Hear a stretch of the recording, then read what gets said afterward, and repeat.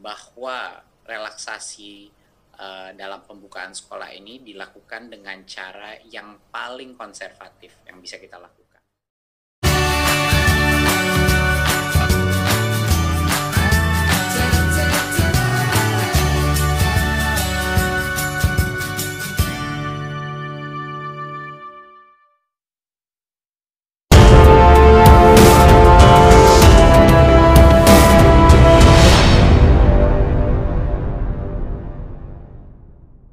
Nadiem Makarim menyampaikan tahun ajaran baru tetap dimulai di bulan Juli.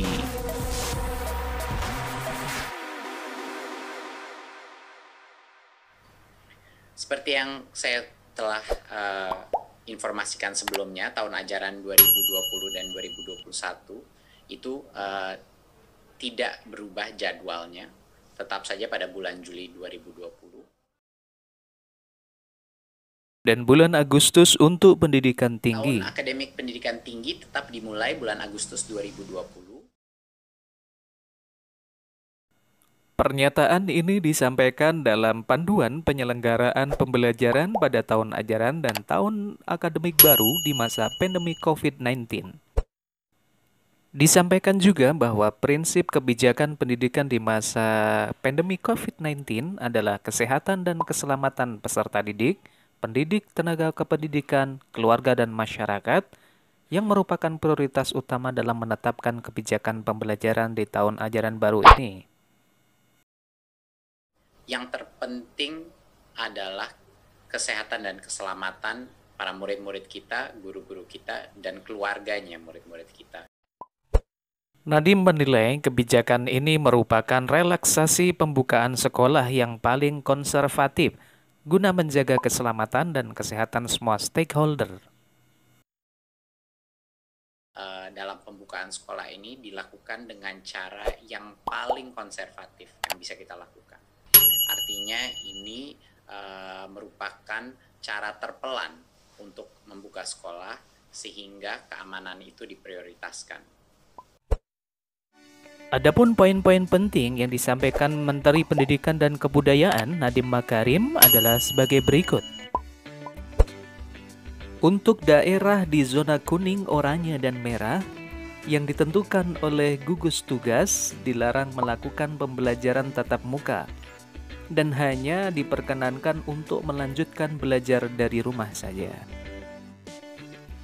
Sedangkan daerah yang berada di zona hijau diperkenankan untuk memulai pembelajaran tahun ajaran baru dengan tatap muka. Akan tetapi, pembelajaran tatap muka ini pun harus melalui beberapa tahap.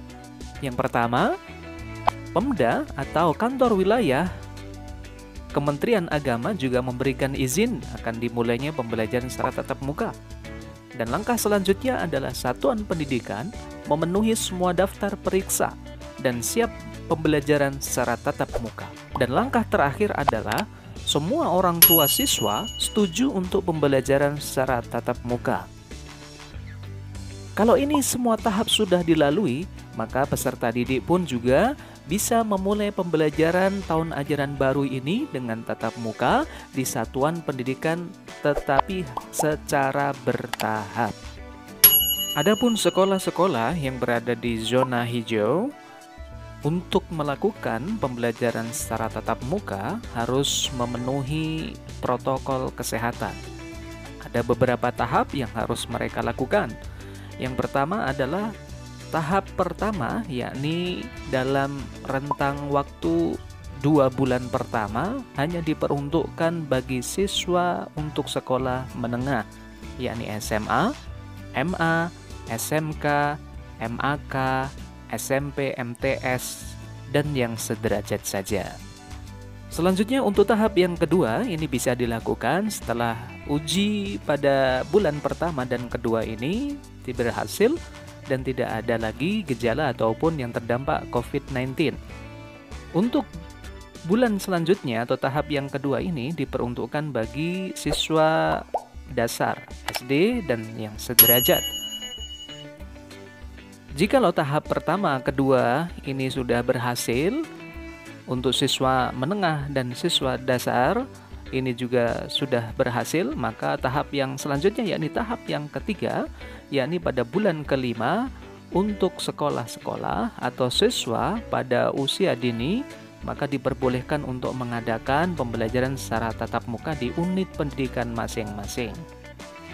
Yang harus menjadi perhatian bersama adalah meskipun ini zona hijau, begitu ada penambahan kasus atau level resiko adanya COVID-19 ini bertambah ataupun naik, maka satuan pendidikan wajib ditutup kembali dan dimulai dari nol kembali. Sekian Hasanah Guru News kali ini, semoga bermanfaat. Assalamualaikum.